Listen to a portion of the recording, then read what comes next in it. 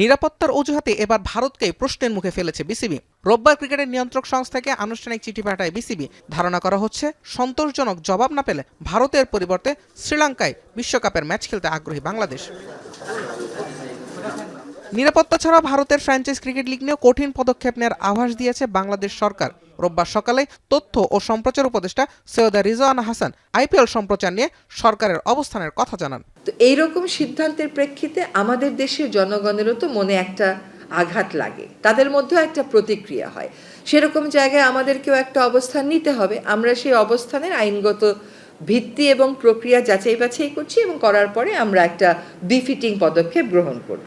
এর আগে গতকাল রাতে সামাজিক যোগাযোগ মাধ্যমে ক্রীড়া উপদেষ্টা জানান, বিশ্বকাপে বাংলাদেশের সব ম্যাচ শ্রীলঙ্কায় সরিয়ে নিতে বিসিবিকে নির্দেশনা দেওয়া হয়েছে। পাশাপাশি বাংলাদেশে আইপিএল সম্প্রচার বন্ধে তথ্য ও সম্প্রচার মন্ত্রণালয়কে অনুরোধ জানিয়েছেন বলেও জানান তিনি। আগামী 7 ফেব্রুয়ারি থেকে ভারত ও শ্রীলঙ্কায় হবে টি-20 বিশ্বকাপের মহারণ। পূর্ব নির্ধারিত সূচি অনুযায়ী বাংলাদেশের সব ম্যাচই অনুষ্ঠিত হওয়ার কথা ভারতে। জুবায়ের আহমেদ, এখন।